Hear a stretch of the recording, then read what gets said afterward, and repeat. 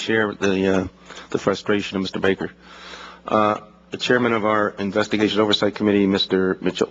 Thank you, Mr. Chairman, and thank you, Mr. Secretary, for being here today to report on the findings of the task force. You know, the global war on terror has been a reality for our nation since 2001, and I'm glad the President created this task force, but I have to admit I'm disappointed that it took until 2007 to do it. It seems to me that the Department of Veterans Affairs should have been prepared many years ago.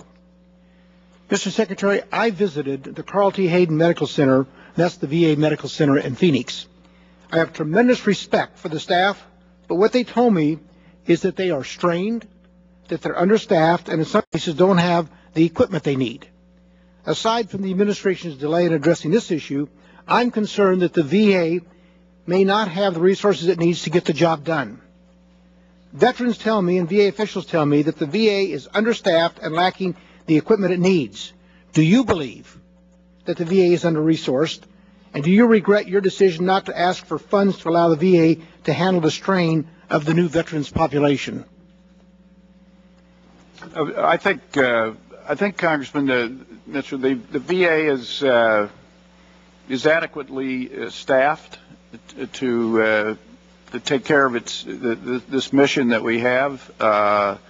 It is a dynamic, and there are the VA is a very large organization with facilities from Maine to Manila.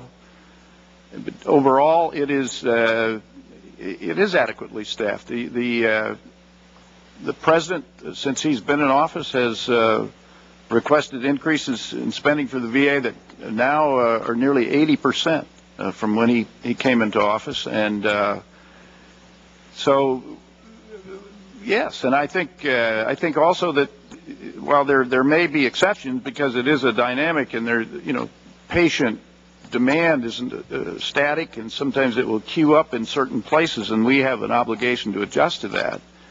The VA healthcare system is, I think, doing an extraordinary job, and that's, not just me, a proud secretary, proud of the people out there doing it, but that's what others say about us. I was just sent a copy of a book here. It's written by a guy named Philip Longman, whom I've never met, but I've noted his credentials, said the VA is the best health care anywhere. And it says, why VA health care is better than yours? Mr. Secretary, I understand that, and it sounds like what you're saying is you have all the resources and all the staffing you need. And I'm not too surprised that you're saying that, because it almost sounds like you have plenty of money. And as a result, I think, last week the Associated Press reported that your top officials were paid the most lucrative bonuses in government. Now, it kind of begs the question, but I think it's appropriate, or I'm going to ask you, do you think it's appropriate with all these political appointees receiving bonuses of $30,000 plus, and these aren't salaries, these are bonuses, while veterans are waiting an average of 90 days for PTSD follow-up appointments? The backlog for claims ranged from 400,000 to more than 600,000, with delays averaging 177 days. And while the Phoenix VA facility doesn't even have an MRI device, it seems to me that they are under-equipped and they're understaffed.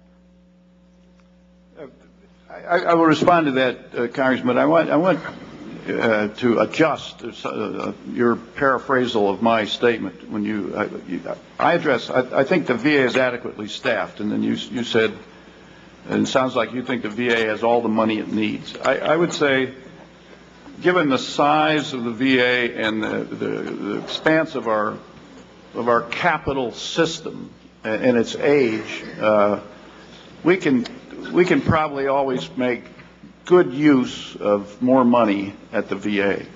So I wanted to clarify that. Okay, so let me ask this then. You say it's adequately staffed, but yet we find claims for PTSD to be an average of 90 days. The backlog of claims for disability or disabilities are over 177 days. And you think that you have enough people to handle all of these claims and all these appointments that are necessary? And you think this 90 days for a follow-up appointment is adequate?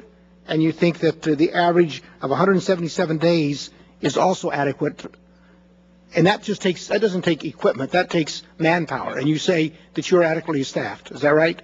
I would say I can't respond to your 90-day assertion about PTSD. I'll have to look at that and get back to you. I'm not aware that it's taking that long. If it is in Phoenix, I'm not aware of that. It's not system-wide, I am sure.